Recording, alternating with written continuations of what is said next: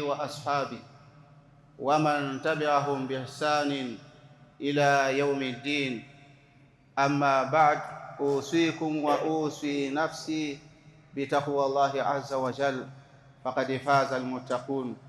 Amma ba'd, ndugu zangu, awali ya yote ni mshukuru Allah subhanahu wa ta'ala kwa neema zake nyingi ambazo hazina idadi na wala huwezi ukazihesabu ukadhibiti kwa hesabu yake. Ni neema nyingi sana.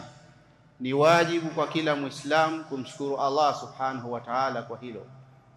Lakini sala na amani zimwendee Bwana Mtume sallallahu alayhi wasallam, radhi za Allah pia ziwashukie masahaba zake, lakini na kila muumini ambaye atakayewafuata kwa wema mpaka siku ya malipo. Nikuhusie kumcha Allah subhanahu wa ta'ala, lakini pia nihusie nafsi yangu kumcha Allah subhanahu wa ta'ala.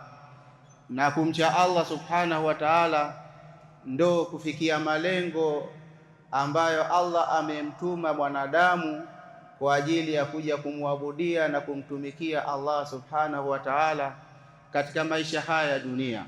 Wama khalaqtul jinna wal insa illa liya'budun, kwamba sikuwaumba majini na wanadamu wakawepo kama viumbe walioumbwa isipokuwa ni kwa lengo kuu, kwa ajili ya kumwabudu Allah subhanahu wa ta'ala na kumcha Allah subhanahu wa ta'ala.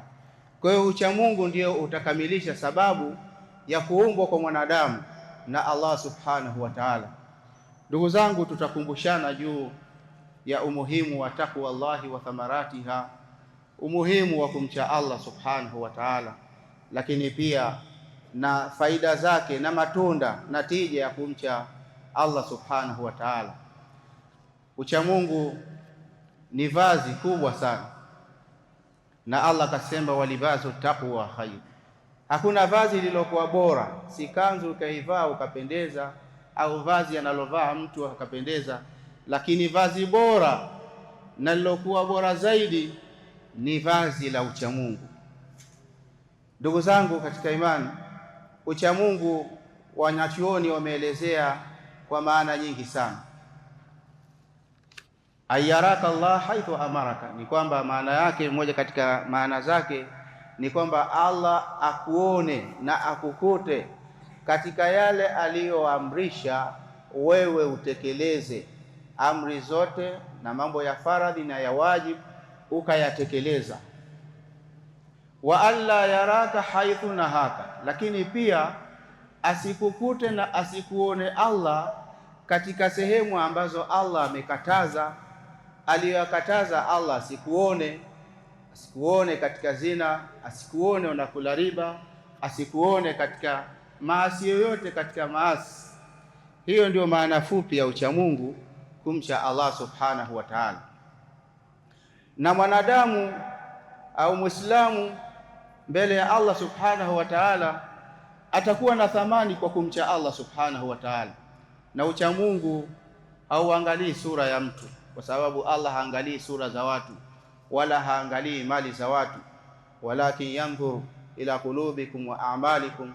Allah anaangalia kwenye mioyo yenu, mmenuia nini, mmekusudia nini. Anaangalia akida, itikadi na ikhlasi, lakini pia anaangalia matendo yenu mlioyafanya kwa ikhlas kwa ajili ya Allah subhanahu wa ta'ala. Kwa hiyo mwanadamu anakuwa na thamani kwa Allah na heshima na hadhi pale atakapomwabudia na atakapomcha na akajiepusha na maasi. Ndio Allah akawapigia mfano wale watu ambao hawasikilizi maneno ya Allah wala hawayatii akilini wakayafanyia kazi, akasema ni kama wanyama. am tahsabu anna aktharahum yasmauna au yaqilun, hivi unadhani wengi wao wanasikia? Lakini samaul alfaham ni kusikia kwa kufahamu, kwa sababu hata mnyama anasikia. Naweza akasomea Qur'ani kwa spika, kwa maiki kubwa, akasikia, lakini anafahamu, anaelewa. Au yaqilun, au wanatia akilini yale wanaoyasikia na wakayafanyia kazi.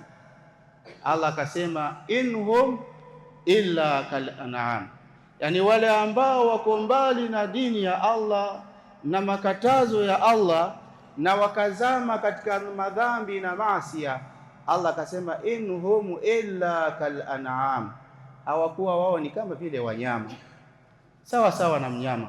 Mwanadamu amepewa akili, chombo cha kupambanua haki na batili, zuri na baya, lakini huyu hajui hili la haramu, hili ni baya, hili ni zuri, hajui. Allah akasema inhum illa kal an'am bal hum adhallu sabila. Sasa huyu mwanadamu huyu ni kama mnyama, lakini akasema afadhali ya mnyama. Huyu kapotea zaidi ya mnyama, kwa sababu amepewa akili na maarifa, na mnyama hakupewa akili, yeye kapotea zaidi. Ndio akasema Allah subhanahu wa ta'ala, inna akramakum inda Allahi atqakum, mwenye cheo na aliyekuwa bora na mwenye thamani kwa Allah ni yule ambaye anayemcha Allah subhanahu wa ta'ala. Huyu ndio ana thamani na huyu ndio mwenye ubora mbele ya Allah subhanahu wa ta'ala. Na ndio maana Allah aliposema laqad khalaqna al-insana fi ahsan taqwim thumma radadnahu asfala safilin, tumemuumba mwanadamu katika sura na umbile zuri sana, tofauti na wanyama wengine. Lakini mwanadamu huyu asipofuata dini, akatekeleza maagizo ya Allah subhanahu wa ta'ala, mambo ya faradhi na mambo ya wajibu, na akajiweka mbali na madhambi na maasiya, wa muraqabatullahi fi sirri wal alan, na pia kumcha Allah na kumchunga Allah kwa siri na kwa dhahiri, tutamrudisha siku ya Kiyama kuwa chini kuliko walikuwa chini. Hivi mwanadamu alikuwa na heshima na alikuwa na thamani, ndio ameumbiwa Jahannam, akaenda kuunguzwa na kuadhibiwa ndani ya Jahannam. Huu ni udhalili wa hali ya juu na usiokuwa kawaida. Ndugu zangu katika imani, uchamungu ndio sababu ya kufaulu kwa mja siku ya Kiyama. Ndio Mtume sallallahu alaihi wasallam akasema, ittaqillah haithu ma kunta, mche Allah mahali popote utakapokuwa, ukiwa katika siri, ukiwa sehemu ya dhahiri, watu wanakuona hawakuoni. Na ndio maana Mtume sallallahu alaihi wasallam akaelezea uchamungu. Si rahisi ukajua huyu mchamungu si mchamungu, aliposema atakwa hahuna, kwamba uchamungu ni ule ambao uko moyoni, na Allah peke yake ndiye ambaye anejua huyu kweli ni mchamungu na huyu kweli si mchamungu wala si mwema. Ndio maana hata wanafiki katika zama za Mtume sallallahu alaihi wasallam walikuwa nasali mbele katika safu ya Mtume sallallahu alaihi wasallam, safu ya kwanza, lakini kwa sababu walificha ukafiri kwenye mioyo yao, wala Mtume sallallahu alaihi wasallam na masahaba pia hawakuwatambua wala hawakujua kuwa hawa ni wanafiki, lakini Allah alikuja kuwabainisha. Ndio maana uchamungu ni ule umejificha kwenye moyo, kwamba mchamungu ni nani? Mchamungu zaidi hakuna ajuae, fa huwa sirru baina al-abdi wa rabbi. Hii ni siri kubwa sana baina ya Allah na mja wake. Lakini baadhi ya faida na matunda ya kumcha Allah subhanahu wa ta'ala, ziko faida nyingi. Moja katika faida hapa duniani, annaha sababu litaisiri al-umur, kwamba anayemcha Allah hapa duniani ni sababu ya Allah kuifanya mambo yako yakawa mepesi. Sio kadhani kwamba mambo mepesi uwe tajiri ndio umefanyia wepesi. Mfanyia wepesi kwa kiasi, mambo yako yanakuwa ni mepesi, haupati uzito kwenye kutafuta riziki, kwenye maisha ambayo unaishi, katika kulea familia na kadhalika. Wa may yattaqillah yaj'al lahu min amrihi yusra, mwenye kumcha Allah, Allah humfanyia wepesi katika maisha yake. Lakini pia ni sababu ya kusamehewa madhambi na makosa. ukatekeleza mambo ya faradhi na mambo ya wajibu ambayo ni amri ya Allah, ukayatekeleza na maasi ukayaepuka, ni sababu ya kusamehewa madhambi na makosa unayoyafanya. Waman yattaqillah yukaffir anhu sayiati, anayemcha Allah basi Allah humsamehe makosa yake. Sala, zaka, haji na ibada zingine unazozifanya inakuwa ni sababu ya kusamehewa madhambi, ikiwa msingi wa matendo hayo yamejengeka katika misingi ya kumcha Allah subhanahu wa ta'ala. Lakini pia ni sababu ya kufaulu, sababu lilfauzi walfalah, sababu ya kufaulu na kutengenekewa katika maisha ya duniani, lakini pia katika maisha ya akhera. Allah kasema, waman yuti illaha wa rasula, na anayemtii Allah na mtume wake, wa yakhsha Allah, na akamcha Allah, wa yattaqihi, na akamwogopa Allah na akamcha Allah, faulaika humul faizun, hao ndio wenye kufaulu. Kwa hiyo halahala kila mmoja ajipambe na sifa ya uchamungu. Hakuna pepo ya washirikina, hakuna pepo ya wanafiki, bali pepo Allah ameahidi ni pepo ya wale wamchao Allah subhanahu wa ta'ala.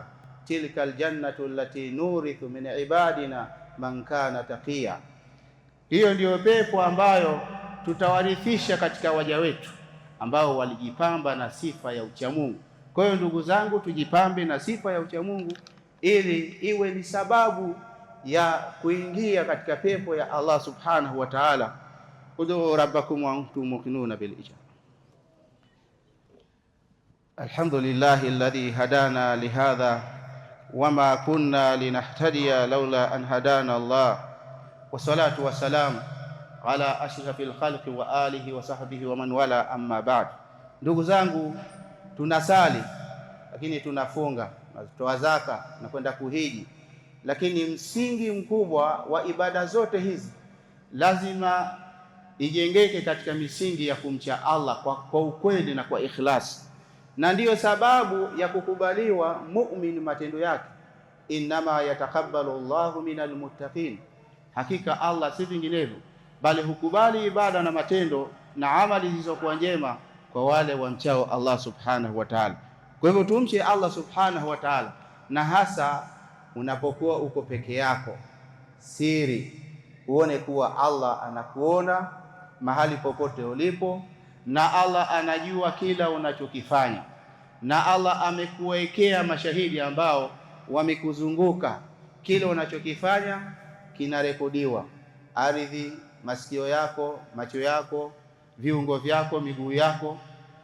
Kwa hiyo mcha Mungu muumini huwa anajua kila mahali alipo Allah anamuona, kila alipo Allah anajua anachokifanya.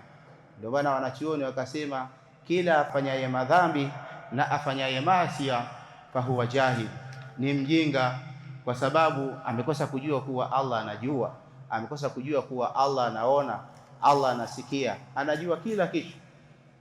Ndugu zangu katika imani, uchamungu huu utaufikiaje? Utafikiaje uchamungu?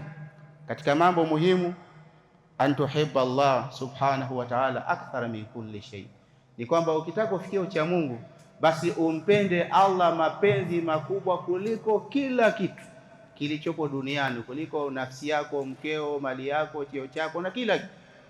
Huu ndio msingi wa kwanza, ili ufikie uchamungu umpende Allah na mtume wake kuliko kila kitu.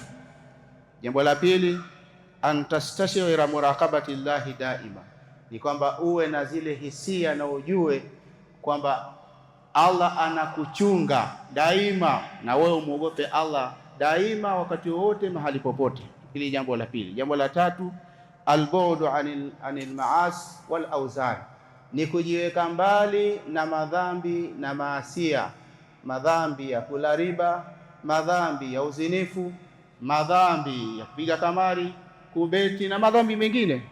Ukijiweka mbali, huu ni msingi mwingine wa kukufikisha katika uchamungu. Jambo la nne, antataallama kaifa tuqawimu hawaka wa tataghallaba alayhi, ni kwamba ujue ni vipi unaweza ukapambana na matamanio ya nafsi, Nafsi siku zote inatamani mambo mabaya, ili kufikia upate cheo, upate mali, upate dunia. Nafsi inakushawishi ufanye chochote ili ufikie malengo. Ndio kazi ya nafsi, ima udhulumu, utapeli, udanganyo, ule haramu, ujenge maisha yako kwa haramu. Sasa ujue ni vipi unaweza ukapambana na matamanio ya nafsi yako na utayashinda. Na hapa ndio kwenye kazi kweli kweli, pambane na matamanio ya nafsi yako. Jambo la 5 ni kwamba ujue mbinu na mikakati ya sheitani. Sheitani ana vitimbi vingi na ina mipango mingi, mingine ni mizuri tu, ili tu afikie akupoteze na wewe ukaingie jahannam, ili yeye na wewe muwe ni mshirika. Na pia yale mambo ambayo anayokushawishi kwenye nafsi, yanayopita kwenye moyo, hiyo ni katika vitimbi vya sheitani. Hayo yote uyajue.